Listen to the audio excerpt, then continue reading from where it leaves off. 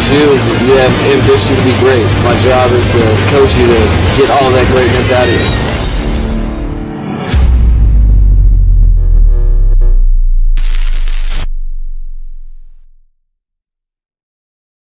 What's good, Fin Nation? What's good? It's your boy Reason, and we are back here for yet another one. I hope everyone is having an absolutely fantastic start to your week. It's Monday. It's the day that everyone dreads, that's for sure. Man, today has been a ordeal. I'm gonna tell you this much right now. Whew, this Verone McKinley film study, I don't know what's going on and what super natural powers are working against me, but this thing has been an absolute nightmare.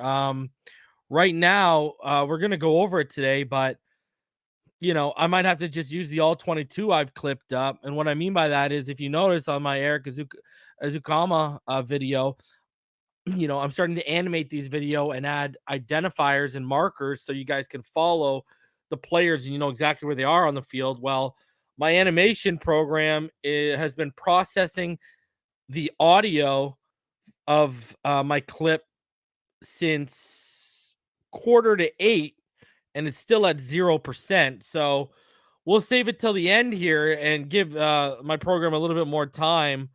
The crazy thing is there's no audio in it, so I don't know what the hell it's processing right now.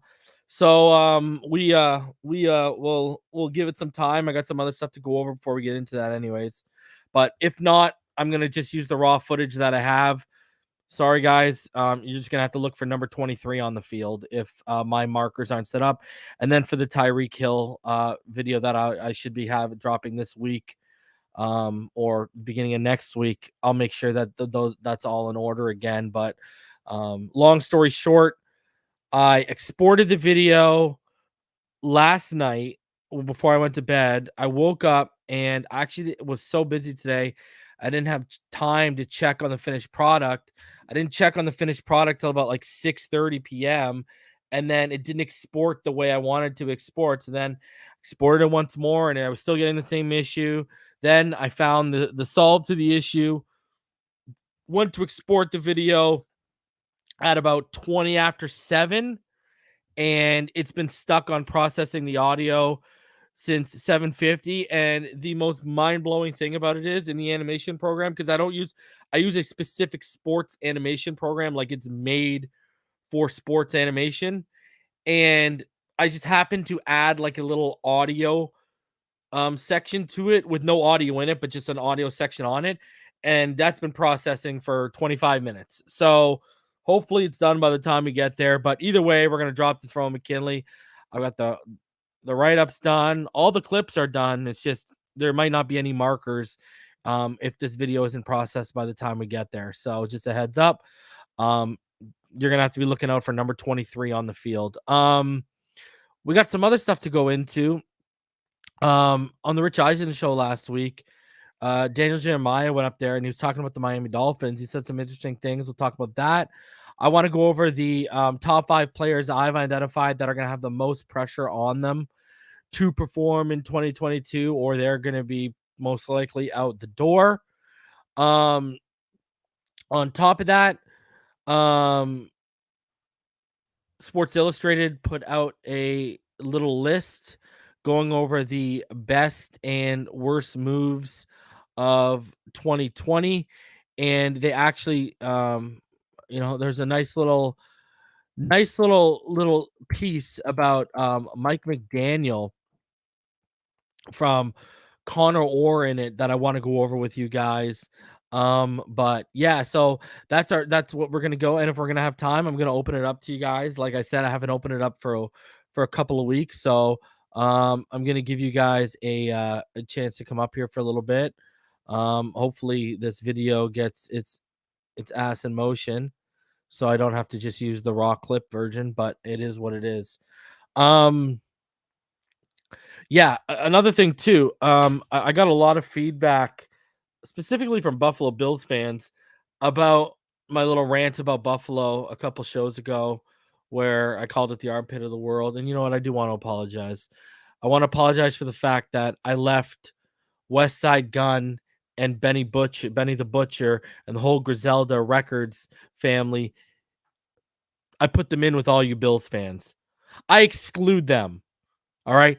West Side, Benny, all those great hip hop artists, they weren't counted. But the rest of you Buffalo Bills fans, yep, still stands. You guys are the scourge of the earth, and Buffalo is the armpit of the world. So I do not retract what I said to Buffalo Bills fans, but I do retract lumping Benny the Butcher and West Side Gun and those guys into that, because I totally slipped my mind that they're from Buffalo. Other than that, screw all y'all from Buffalo. All right. I still stand on that ground. All right. It ain't changing for me. All right. Guys are dumb enough to go jumping through tables. Like, man, you guys, I love it. The only fan base that's willingly out there to go get CTE, because quite frankly, can they get any dumber to begin with? Is CTE really going to make them that stupider? Right? Boy, I love losing Super Bowls. Avs got the cup 2022. Well, I can't say I didn't call it, but I called it that the Colorado Avalanche were going to win the Stanley Cup. Thank Christ the Tampa Bay Lightning did not win the Stanley Cup. And shout out to Nate McKinnon. All right. The best player on that team, Nate McKinnon, best player on that team, said he knew they're going to win the cup when they saw that their room number was 1787. Why? 87 Sidney Crosby. All right. Shout out to Nate McKinnon for basically out here just filling the media with quotes that Sidney Crosby was basically his inspiration. Absolutely love it. Absolutely love it. All right. Exactly, highly bred. I'd like to apologize to absolutely no Buffalo Bill fan. You're all the scum of the earth. All right. You're all what's wrong with the world. Between the Flyers fan base and the like, you know how much money I would pay to go watch a death match between Flyers fans and Bills fans? I'd pay good money for that. I'm telling you, I'd pay some real good money for that. Pay some real good money for that one. That's for sure. Jeez. I mean, like, hey, we might not have won since the early 70s, but at least we aren't a franchise full of losers. And that's what they are. The Bills are losers. What do you want? How do you lose 4 Super Bowls in a row? How? What is this? Like, that's what is this? LeBron in Cleveland? Like, that's brutal. That is pathetic. How do you go to 4 in Nick? Let me answer this question for you. I don't follow hockey. Is Sidney Crosby the best to ever do it, or just the best right now? Sidney Crosby is one of the best to ever do it, top 5 player. But what makes it crazy that he's a top 5 player is if you go to the pre-salary cap era, before Sidney Crosby came in the league, teams didn't have salary caps in the NHL, so you could just go out and buy whatever. And plus, the rules were a lot different in the 90s and the 80s than what than what and the equipment was different, et cetera, et cetera. But Sidney Crosby, I always tell people, a hockey rink from one end to one end is 200 feet. Sidney Crosby is the greatest 200-foot player of all time. All right, that's what he is. All right, he's makes everyone better around him offensively, but he's responsible defensively. And it's actually quite a shame he's never won a Selke Award, which is given that's given to the top defensive offensive player in hockey, and really he should have won a couple Selkies by now, but he is the best 200-foot player to probably ever play the game. So the best goal scorer to ever play the game is either Mike Bossy or Mario Lemieux, and the best point getter and overall offensive player to play the game, it's probably it's Wayne Gretzky. I personally, I would say it's either Wayne Gretzky or Mario Lemieux. So there's your answer for you, brother. Anyways, back to football for a sec here. All right, and back to the Bills and everything that's wrong with the world starting in Buffalo. It's pretty sad when you have a team that went to the Super Bowl 4 years in a row, yet the only thing you guys are still accredited for are chicken wings. You're not even accredited for Super Bowl winning teams. You're not accredited for championships. You're credited for chicken wings. All right. Enjoy that one, Buffalo. All right. Love it. Absolutely love it. All right. There's no football team I hate more than you guys. And I've walked in back when it was Ralph Wilson Stadium now. Right. I've walked into Ralph Wilson Stadium drunk off my face yelling, fuck the Bills. And I didn't get into a fight then. And I got no problem doing it today because that's what it is. Pardon my French to all those that are young and watching, but it's fuck the Bills all day, every day. All right. All right. From sunrise to sundown. Period.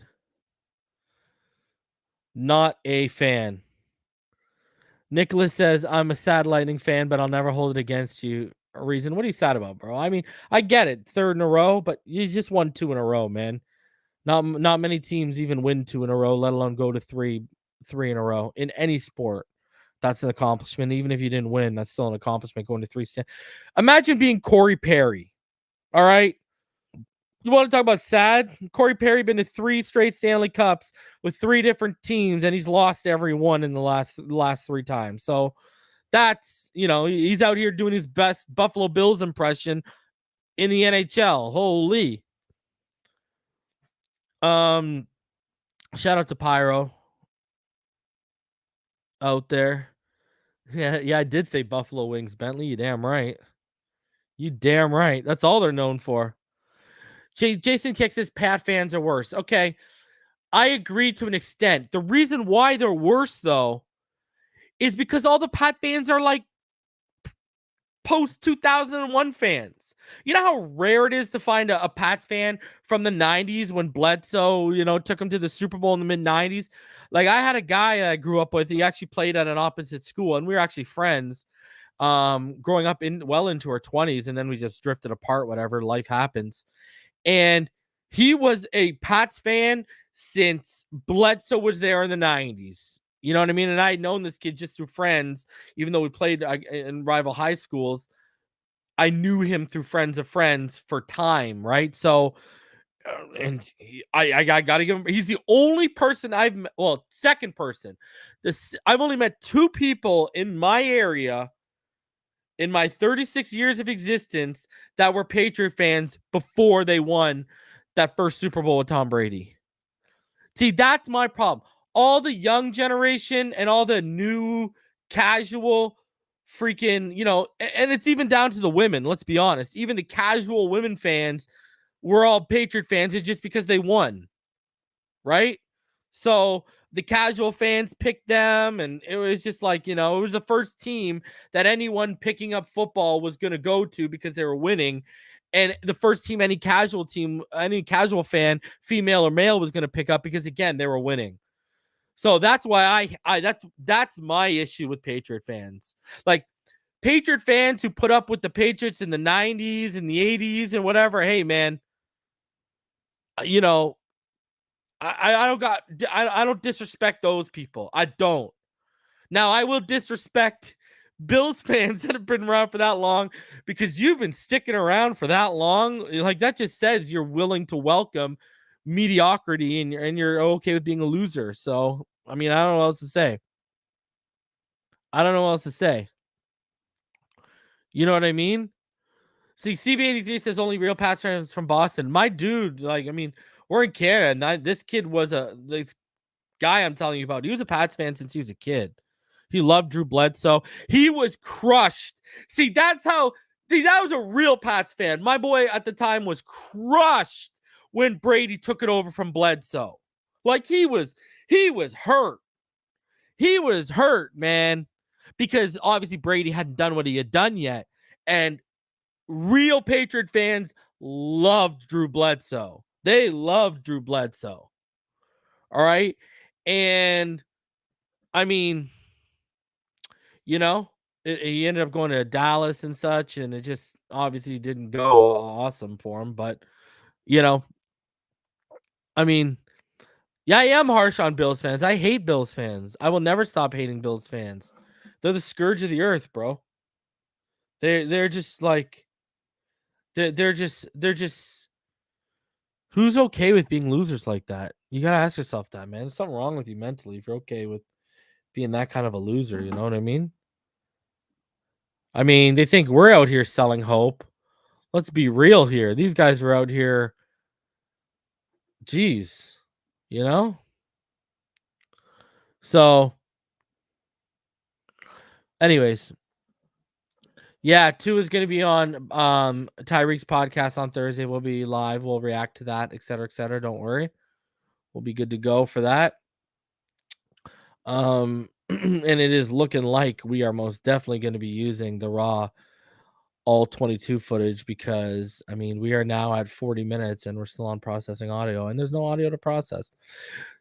So let's start rolling through this stuff. Let's start off. I want to start off with this. By the way, smash that like button, subscribe if you're new. Already about 265 of you in the room. Go ahead, smash that like button, subscribe if you're new. We passed 8,300. So let's keep it rolling and let's stack them numbers up, baby. I want to start off with this. So let's start off with it. We're going to start off with, the top 5 Dolphin players under the most pressure to perform, or they probably going to be out the door in 2022. Sorry, 2023. I apologize. So we're going to start off number 1 on this list is going to be Liam Eichenberg. Now, I know this is his second year, but especially with a new offensive staff, a new scheme, etc., he's going to get the same that Tua and other guys are going to get. It's going to be, this is your year to show us you can handle what we're going to ask you to do. And they're going to know by the end of this year whether he fits what they want to do. Now, remember, we're talking about a guy who last year, 704 pass blocking snaps. He allowed 9 sacks, 8 quarterback hits, 45 hurries, and 62 pressures. He also took 10 penalties as well. Whew. Bad stuff. Not good at all. Now remember, only 164 of those reps came at right tackle, as about 943 of his total 1,108. But if you count run block and pass block snaps, they came at left tackle. So he does have, he played a little bit of right tackle last year. We all remember that. But the pressures, the pressure rate is just not. It's not good. It's far from ideal. Let's put it that way, right? And if those numbers don't drastically improve, I just don't see how he finds himself, in a starting role next year. And I do think he could be on the chopping block. I know right now they're talking about putting him on guard. Again, I'm gonna have to see it. He did not show me he didn't have the he didn't have the foot speed, obviously, and the athleticism to keep up with speed rushers, but he also, on the end, didn't have the anchor to put up with power rushers. And those are guys that are normally under 300 pounds. Now you're getting kicked into the interior and you're dealing with guys who could be 320, 330. God bless his heart if he goes up against the interior of, I don't know, a Buccaneers. I mean, not only do you got to have the anchor, you got to be able to move bodies. And I know it's going to be in unison, and I keep going back to this. Connor Williams already going to go through the lump and bruises of learning the center position while bullets are flying in live action. You really going to put that on him to basically make up for Eichenberg's deficiencies? I just don't know how fair that is. I really don't. And, that's why I got low expectations for Liam Eichenberg this year. I'm sorry, I just do. I just do. I have super low expectations. I don't expect much. If we get something, hey, Cool, all the power to us. I just don't see it happening. I literally just don't see it happening. So, um, yeah, I don't I don't see it happening, people. I mean, hey, have I been wrong before? You're damn right I've been wrong before. Am I gonna be wrong on this? It's very possible I'm gonna be wrong on this. I just don't know if I see it. You know? I mean, someone explain to me where all of a sudden, I mean, we're talking about a physical leap and we are talking about a legit, you know, I mean, we're talking about a legit jump in strength. And again, I mean, I don't know if he's heavier, but the guy weighs 100 and, 306 pounds, 302 pounds. What are we expecting him to be able to move? Is that really even fair? I don't think it is. Um, so I don't know. I don't see it happening. Now again, I could be wrong.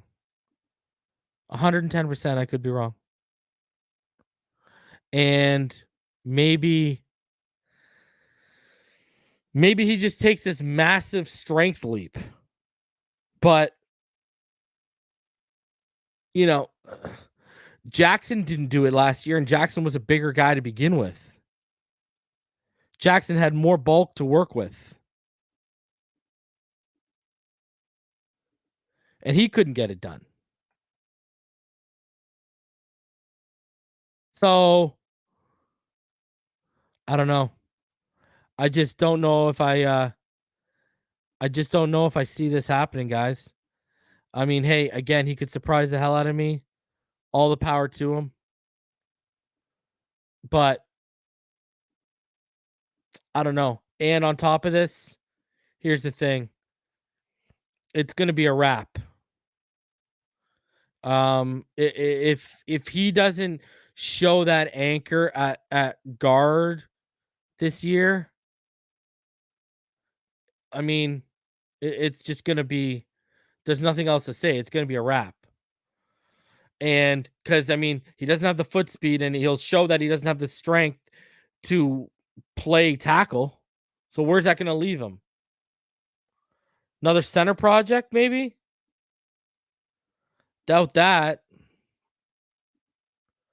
Very much doubt that. So I don't think they're gonna do this Dieter experiment that we got going on. This not many teams do this, and we're out here doing it. So give me one sec here, guys. This is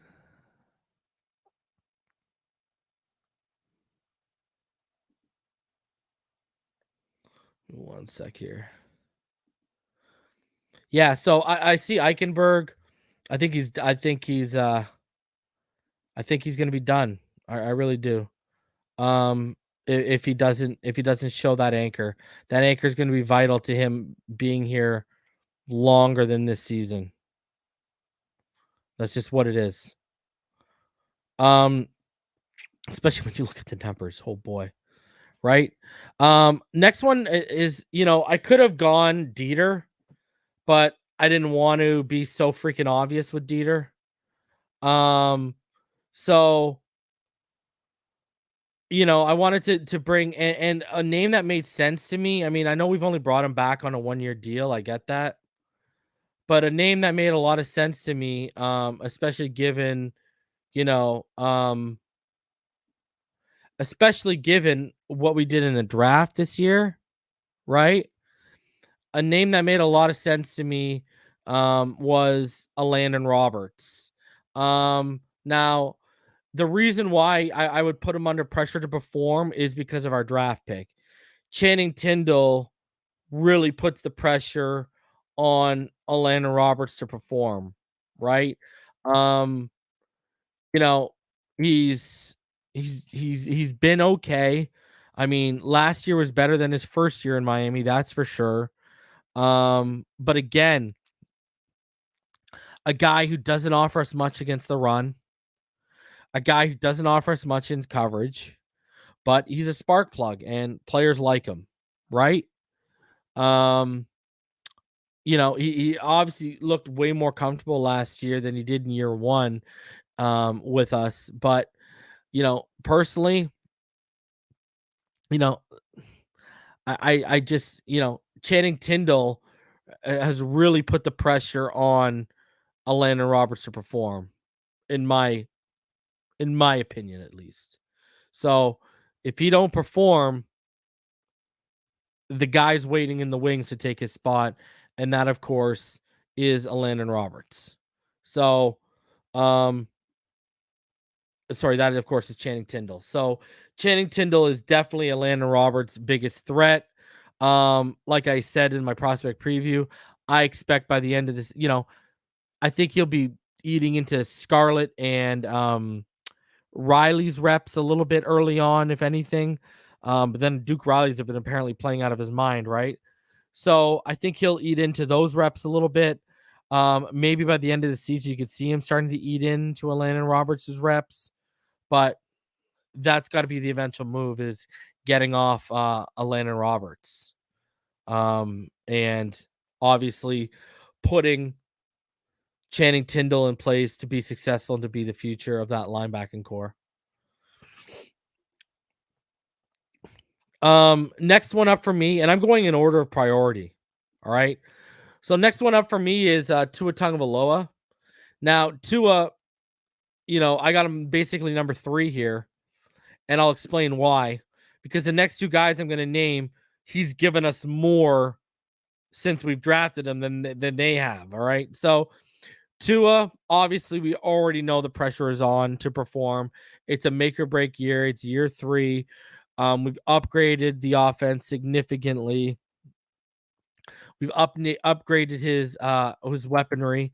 Now, Taron Armstead and Connor Williams, significant upgrades. We could have had one of the best left sides in football, but because they didn't get center right, and because they're, basically because they didn't get center right, Connor Williams is out of position.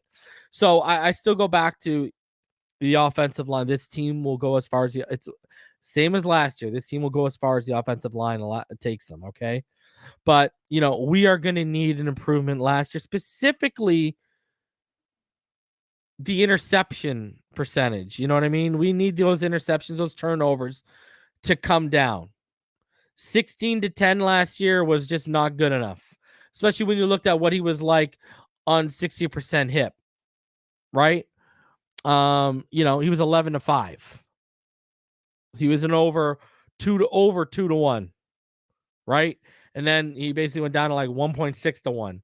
So we need those turnovers to come down. I think they will. They've worked on the footwork. They've leaned him out. He lost the bulk up he had last year that the Dolphins asked him to. So his touch over the intermediate level should improve.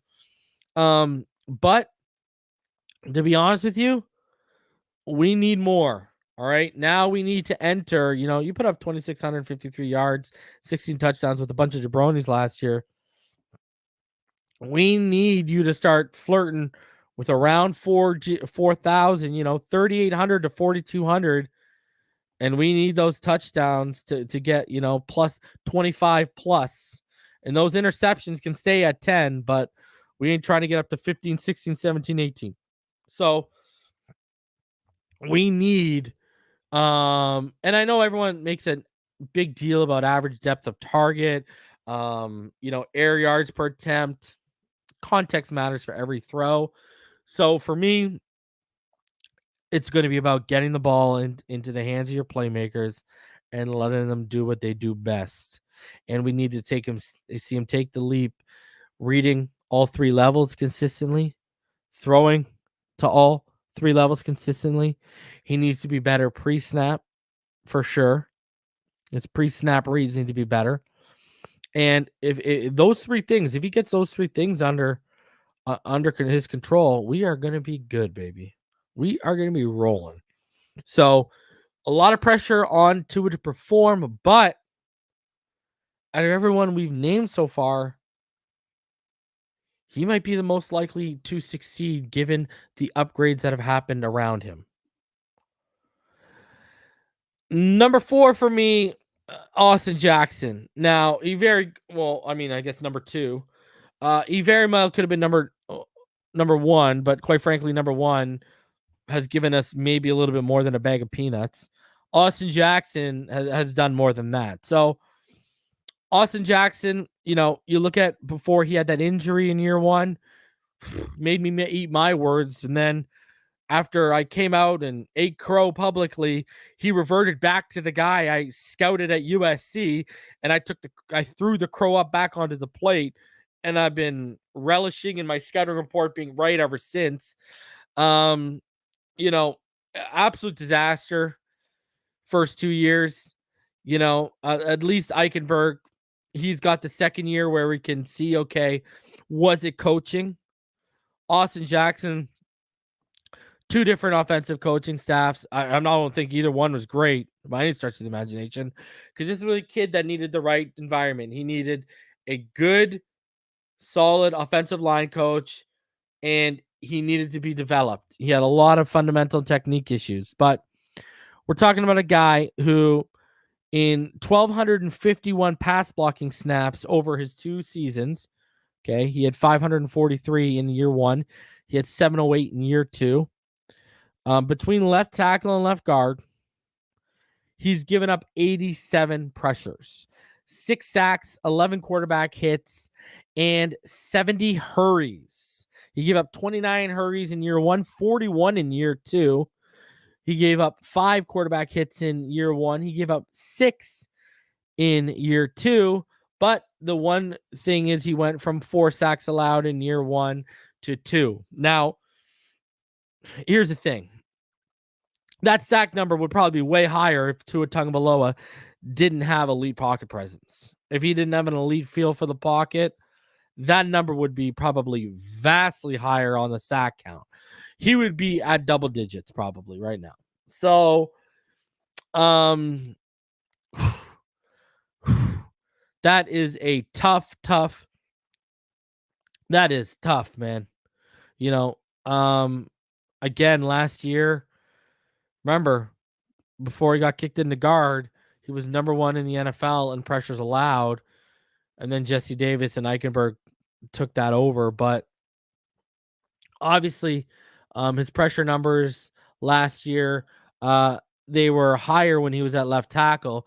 But remember, he only played left tackle for 3 games. So 17 of his 49 pressures. Sorry, I apologize. My bad. I apologize. 20 of his 49 pressures came in the first 3 weeks at left tackle. All right. And then you look at his first couple of games at left guard. He gave up 4 pressures, 5 pressures, 4 pressures. Then he put up a donut.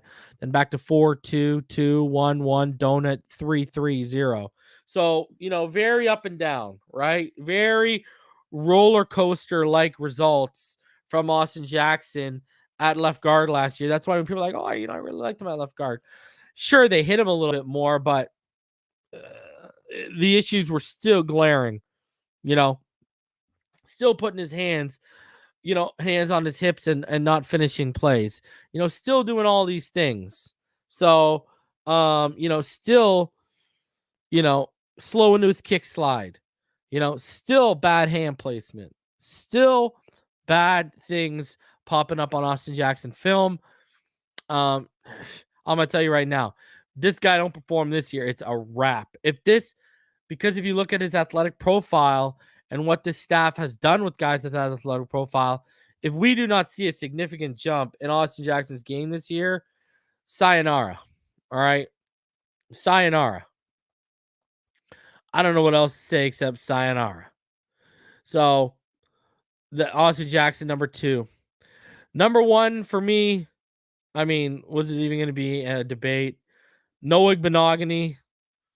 Everyone wants to talk about Tua or even Austin Jackson as a bust. At least they've given you some kind of substance. Noah Benogany has given us 0. 0. All right. I don't know what to say. We're talking about a guy who went from 286 total snaps in year 1 down to 78 in year 2.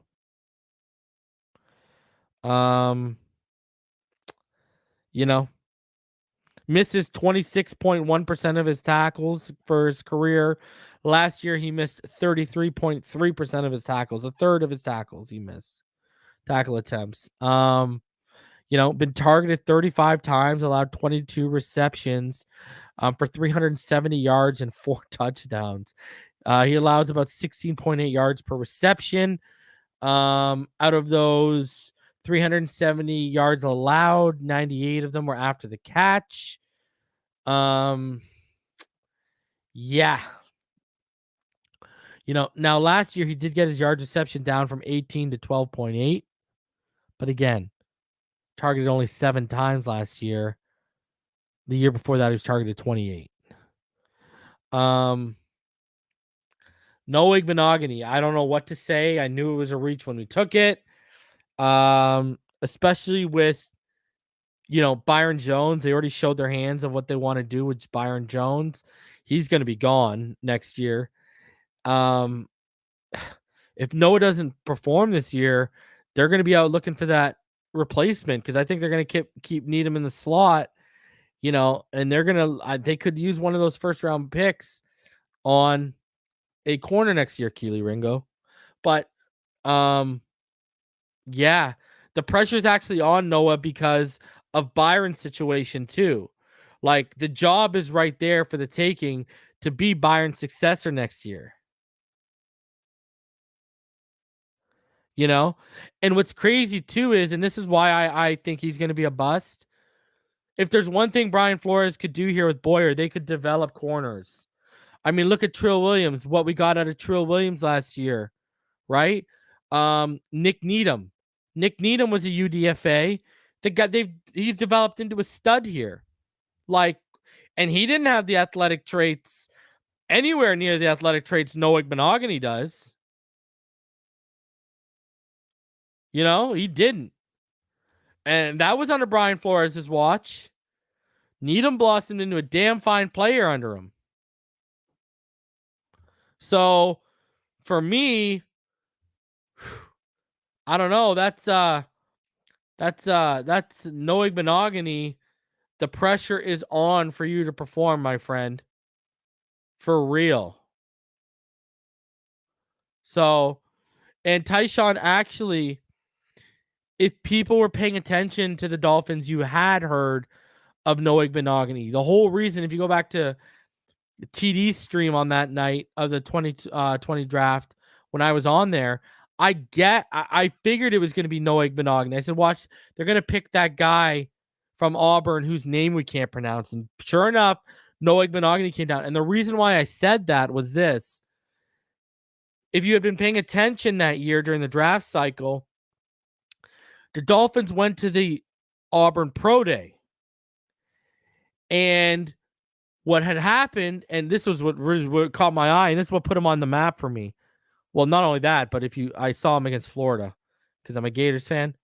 But anyways, if you go to the Auburn Pro Day, we hadn't drafted Raekwon yet, so we needed a nose. We needed an interior defensive tackle, a guy who could play zero tech, right? So we went to the Pro Day, and the reports out of the Pro Day, this is public knowledge. The reports out of the Pro Day were, we weren't even spending time with Derek Brown. These guys were infatuated with Noah Igbenogany. That's who they were spending the Auburn Pro Day with. And when that happened, I kind of was like, man, Derek Brown's a first-round top 10 talent. They must see this Noah kid as a first-round talent if they're spending all their time with Noah and Derek Brown's right there, and we could use a Derek Brown. So that's what made it click for me. That was my educated guess of why I was right of when I guessed Noah Igbenogany on TD's stream, is because I just based it off of that. And I found it real peculiar and odd because we needed Derek Brown way more. Right? Like, if you asked me heading into that pro day, okay, we're going to the Auburn pro day. Here we're going to this kid Noah Benogany or what's his face or Derek Brown. I'm going to say Derek Brown all day. Because here's the thing, I'm a Gators fan too, right? If any of you guys got time, all right? If any of you guys have time, if you want to see the real red flags, go watch Noah Benogany in 2019 against the Florida Gators and watch what Van Jefferson did to him. Van Jefferson turned that man inside out so badly. I mean, he had 3 or 4 holding calls. Literally, he had 3 or 4 holding calls because he just started grabbing Van Jefferson out of his breaks because he couldn't keep up with him and mirror him. And it was all like short stuff. It was like slants and outs and hitches. It was like short stuff. They weren't beating him vertically. They were beating him short level to intermediate level, just dicing him, just killing him. And when you watch that game, there ain't no way you're coming away saying he's a first-round talent.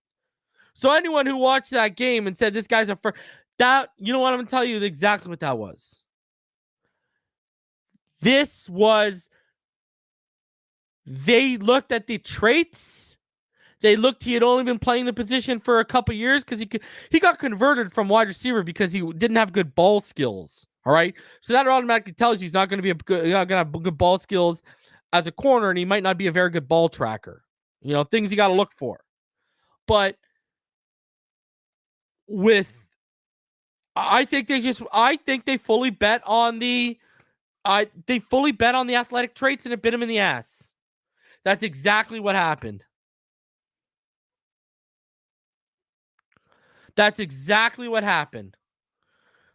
They just bet on the traits, and it blew up in their face. Because they've shown, look at Flores, he developed Nick Needham, UDFA gem. So it's not like the guy, we saw what True Williams looked like last year. He looked good. He looked like the guy we saw at Syracuse, and he's going to get better each year. The fact of the matter is, they just whiffed. It happens. So it's not like they can't produce them, right? So there's evidence to show this staff can produce. They can produce and they can develop them. This just comes down to the player. I think our staff, they did everything. But like I told you, I've told you guys like last offseason, I had heard he's putting in the work on the field, the film room, et cetera, but the light wasn't turning on the field. And that seems to be what's happened with Noah Benogany. The light hasn't turned on yet. So you're never going to bat 1,000%, right? It is what it is. Coaches can only do so much, just like players can only do so much, right? So, it's kind of the opposite of what we're dealing with Tua, right? This Noah got all the coaching and had all the athletic traits to be the guy, but he just didn't get it working, right? On the flip side, Tua, he doesn't have the athletic traits, but he's got the intangibles to be the guy, but he didn't get the coaching he needed. So kind of polar opposites a little bit, but yeah, Noah Benogany definitely number 1 on that list. All right, continuing on here. And we're probably actually not going to have enough time to open it up to you guys. The wife wants to go watch Jurassic Park, so I thought I'd be out of here in an hour. And I still got 2 things I want to go over here. Plus, we got to do the Verone McKinley breakdown. So,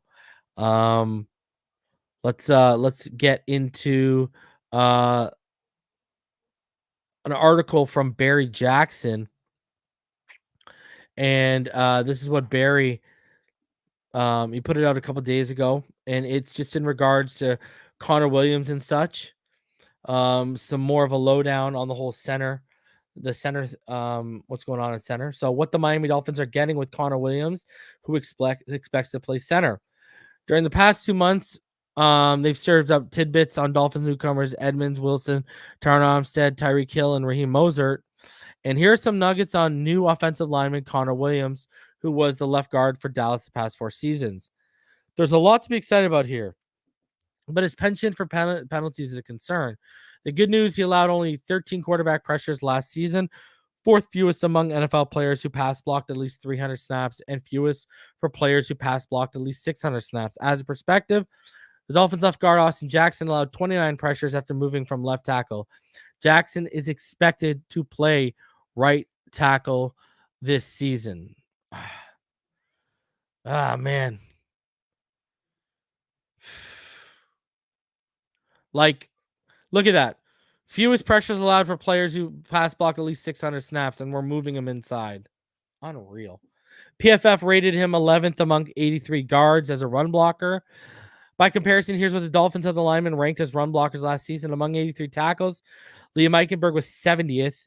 Jesse Davis was 83rd as a run blocker. Among 83 guards, Robert Hunt was 35th. Jackson was 69th as run blockers. And Dieter was 28th to 40th.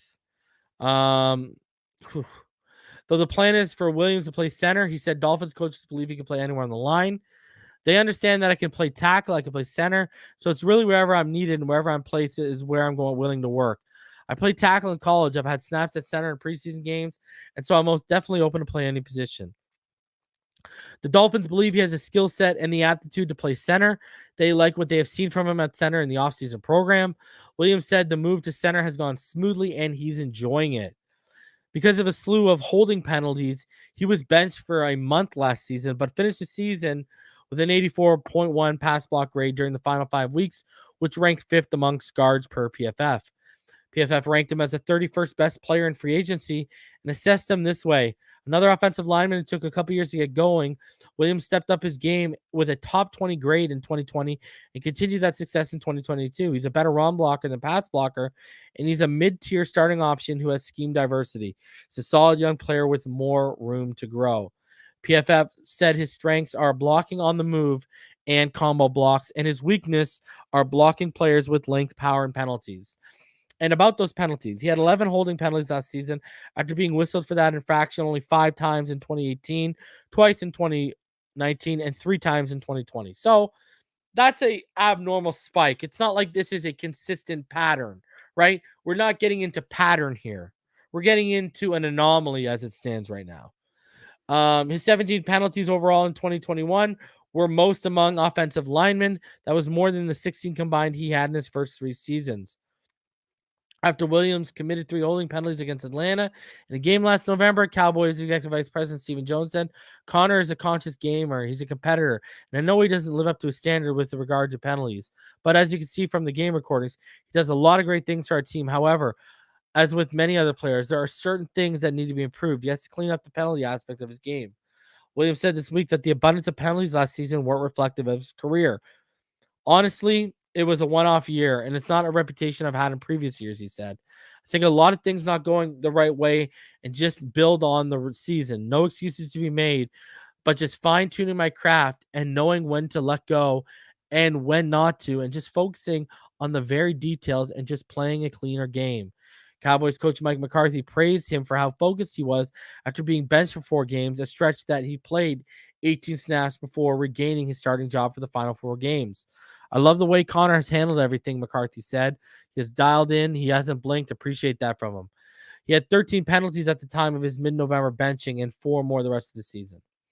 He struggled in Dallas's playoff loss to San Francisco, allowing a sack and committing a holding penalty in a false start. He's well suited for the new zone blocking scheme, PFF said. While Williams has done most of his damage in a zone-heavy scheme, he's an effective puller, and he's capable of executing any block required in a gap-heavy system as well. In pass protection, he could use help against longer players. See, so right there, they're telling you he could use help, but we expect him to help Eichenberg. See? Here's how Williams described the zone blocking approach. One thing is clear is that was one of the best things we did in Dallas was coming off the ball, running side to side, getting the D line moving, and getting the defense on their feet, and then penetrating the defense with the run game.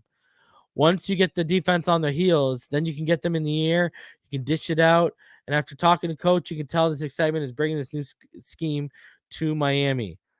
This is part of the reason I'm here, is to be part of that building block of starting a great zone scheme.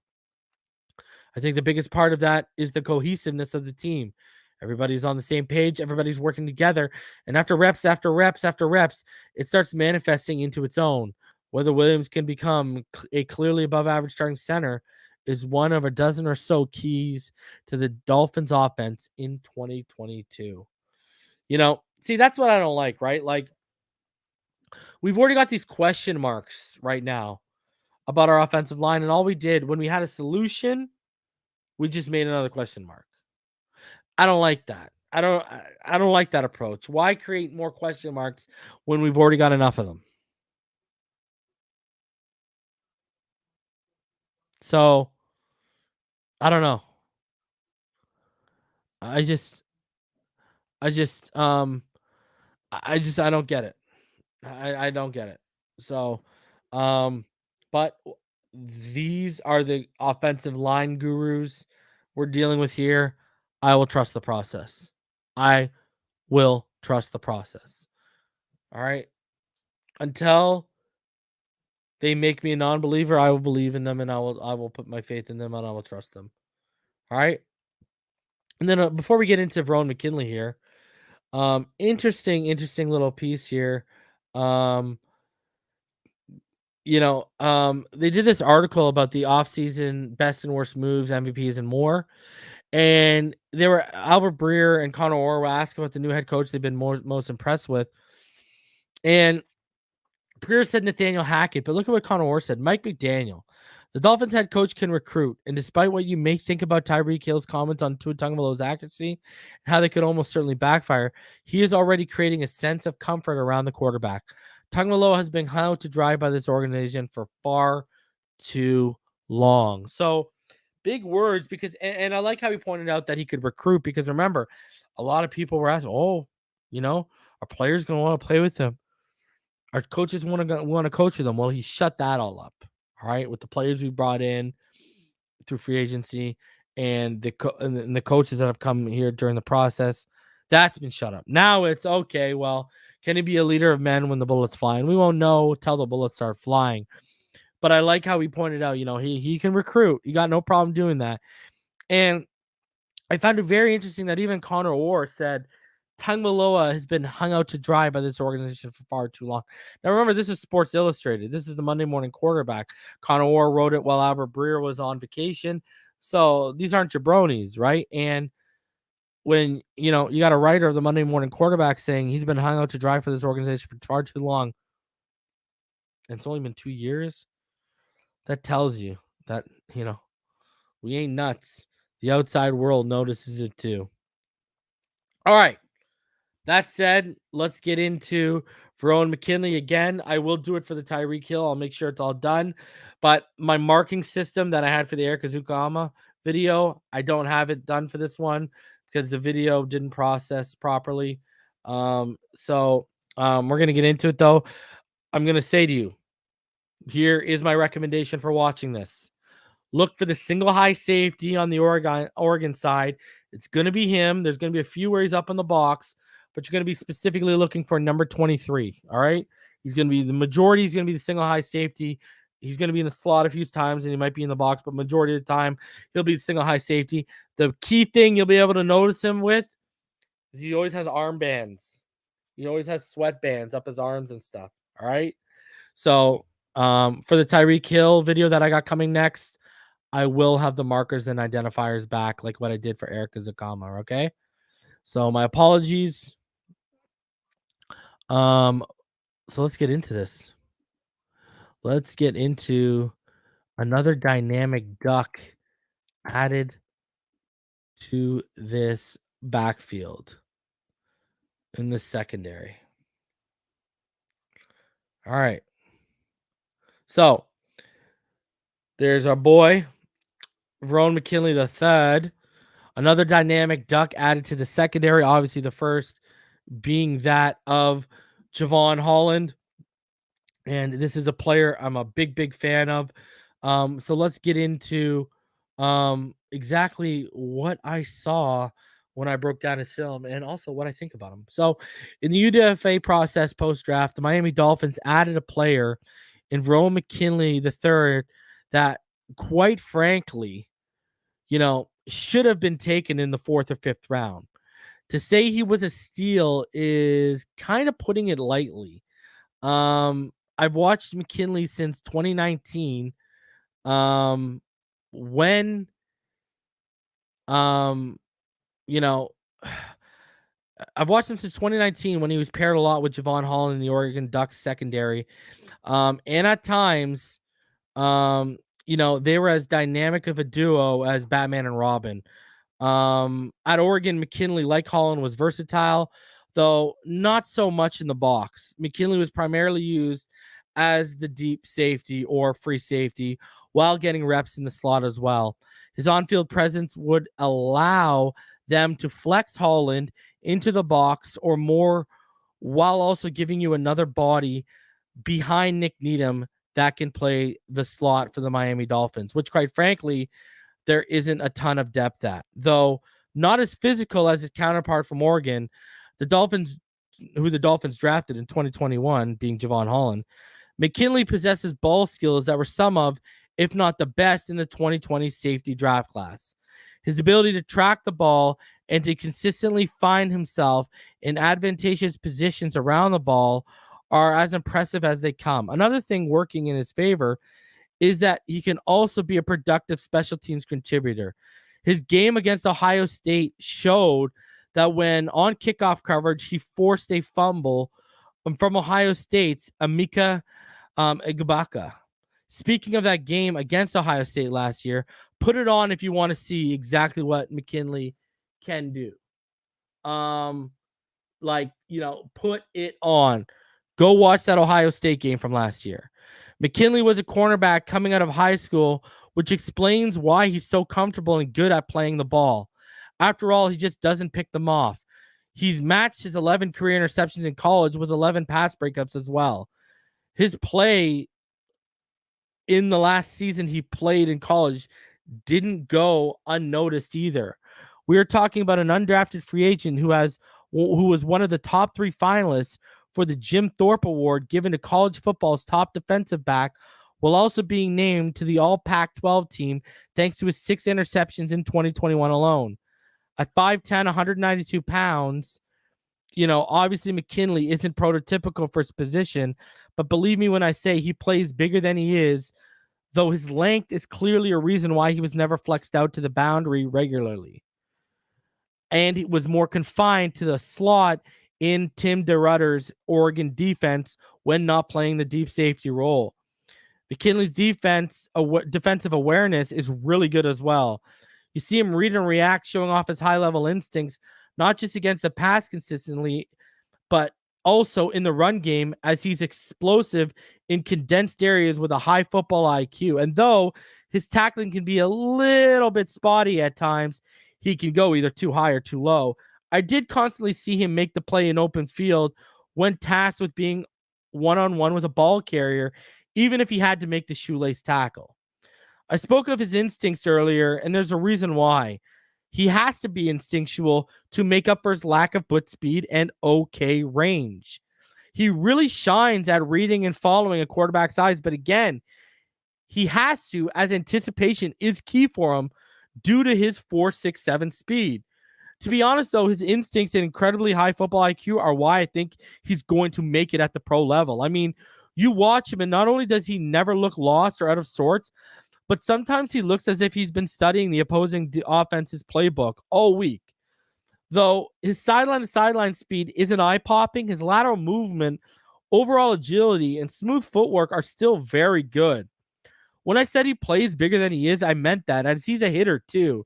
Sure, his technique can lack at times, but McKinley puts every ounce of weight he has behind his hits, and as he grows into his body and matures, he's only going to become more of a thumper. Another thing I loved about McKinley is the angles he takes towards the ball carrier. You'll never see him out of a play because he took a poor angle. Again, highlighting his high football IQ, defensive awareness, and his overall field vision. McKinley diagnoses route combinations very well and shows the ability to mirror tight ends when tasked, and he can stick with vertical threats when they present themselves, but due to his size, consistently manning him up with opposing offensive weapons is not an ideal scenario, at least from what I saw on film. He's suited to be a free safety or to play in the slot, while specifically excelling in zone, which allows him to utilize his route diagnosing ability I already just alluded to. Another trait I don't think is spoken enough about Verone McKinley III is how often he stopped receivers in their tracks and rarely, if ever, gave up yards after contact. In fact, I don't know if I ever saw it, and I watched an absolute ton of his film. I watched every 2019 game. I watched 2/3 of his games in 2020, and I watched 4 games in 2021. But not everything is sunshine, lollipops, and rainbows with McKinley. Obviously, he was a UDFA for a reason. What I think factored in was his size, as he's built more like a corner than a free safety. And he runs that 4.67 I mentioned, and he doesn't have tremendous range. But again, like I've said before, he has so many intangibles on the mental aspect of the game that make up for where he lacks athletically. Because let's be honest, if he was an elite athlete as well, or anywhere near an elite athlete, no way he makes it out of day 2 of the draft when you look at his mental and intangibles. I hate to make the comparison, but I have to say it. If you watch Holland's tape, he too looked like he could add to his frame to take on the more physical aspect of the coverage game. And his Oregon tape had you weary about playing the box at the pro level. But after one pro season, he's wiped those concerns off the map, albeit Javon Holland had a year off football before the draft to mature and get his body right for the pro level. But when you watch McKinley's films, there's just so much to like about the player and his potential ceiling. It also reminded me of how much Holland and McKinley truly were a treat to watch together in college. If they can replicate that in Miami with Brandon Jones out in the mix, the Miami Dolphins secondary is going to go to another level, which we didn't even think was possible, seeing as how top tier it really already is. The question has to be asked, though, could McKinley take Eric Rowe's spot on his team? Especially with Rowe's $4.3 million cap hit factoring into the equation. And my response would be, it's going to have to play itself out. Rowe is ingrained in his system and knows it like the back of his hand. So it will be an uphill climb for McKinley to displace him. That said, anything is possible, and McKinley really could step up when the pads come on in training camp. I think an advantage he has, too, is his friendship with Holland. After how Holland acclimated to this defense as a rookie and really took on a leadership role, I mean, who better to mentor him, right? As a defensive rookie for the Dolphins. Holland is the perfect mentor for McKinley. At worst, I believe Verone McKinley makes the practice squad, but with the flexibility being used in a free safety role, a backup slot role where we don't have very much depth behind Nick Needham, while also being able to contribute on special teams like he did in college, mark down Verone McKinley III as a legitimate dark horse to make the Dolphins 53-man roster in a secondary, like I mentioned, where depth is nowhere near as impressive as the starting talent. And that's what it comes down to, right? That's what this all comes down to. There is no depth behind Nick Needham. And you look at Verone McKinley and what he did in college, he could play the slot. He had no issue slotting in there. So, you have the fact that, like I said, he can play deep safety, he can play free safety, he can play, he can play slot, and he also can contribute on special teams. That's a recipe for him to contribute potentially in year 1 as a rookie on the 53-man roster. When you can contribute on special teams, I'm telling you, you have a one-up. And especially when you look at how Danny Crossman and the special teams didn't utilize a guy like Noah Monogany last year. So it's not like Noah Monogany is going to be taking away his special teams reps, right? So personally, I mean, again, I apologize for not having the marker so you guys could identify where he was, but you guys know every play he was at it, either whether it was on the ball, or the ball carrier, whatever, you just got to follow the ball, and McKinley was at the end of it, right? The guy's knack for finding the ball is outerworldly too. I mean, McKinley just has a nose for the football. And, I think this is going to be another Needham situation where we get a UDFA guy who he's a 3rd or 4th round talent. And let's see what our staff can do with this kid, right? Exactly, Scotty. You know, I've been told Trent Sherfield's going to make this team due to special teams. I've been told he took the Mac Hollins role right now. Special teams is so vital for these rookies to get reps and to get on the 53 because you're always going to need bodies for special teams. I love Verone McKinley. I remember back seeing someone. I remember, looking at people's like positional big boards and stuff like that. I remember a couple people having him not only in the top 5. I remember one guy having him as his second highest safety behind only Kyle Hamilton. I get it.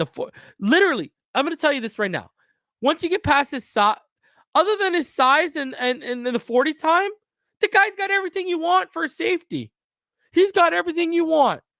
Can lay the lumber, makes the tackle, and tackling technique can be cleaned up easily at the next level.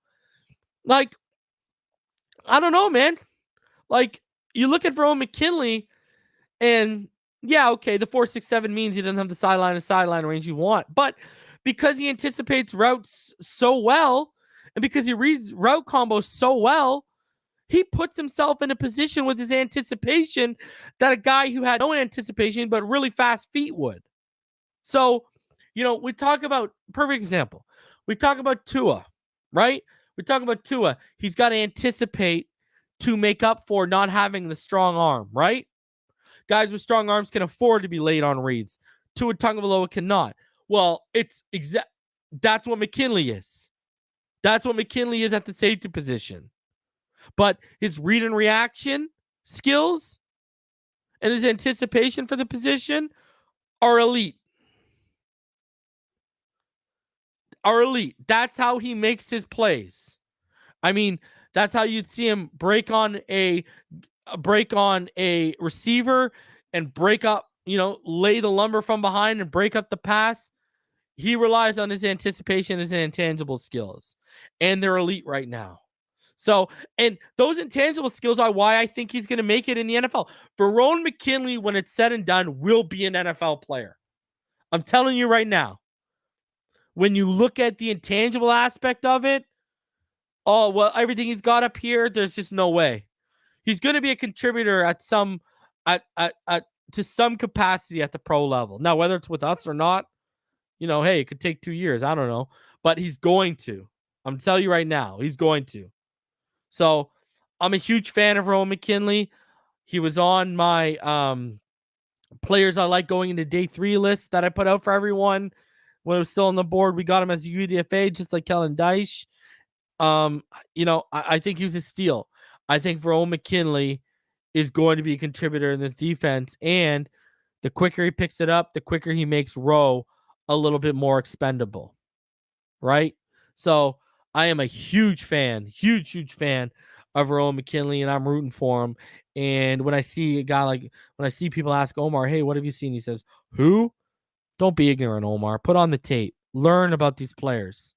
Okay? Verone McKinley has got what it takes to make an impact in training camp this year. Hopefully he does. So, all right, guys, here's the deal. I'm going to be back tomorrow night, and what I'll do is I'm going to open it up tomorrow night because I don't have as big of a slate of content to get through. So we'll open it up tomorrow night. I promise you on that one. I do have some stuff to go over before I open it up to you guys, but we'll open it up tomorrow night. Because I don't have we won't be rushed, be able to open it up. So be here tomorrow night. I will be live around 8:00 as usual. So I'll be live tomorrow night. We'll open it up to you guys. I got a couple things I want to go over. That we're gonna go over the top 5 biggest breakout candidates for the Miami Dolphins in 2022. All right, so that'll be the topic for this show tomorrow. Plus, I got a couple other things I want to go over.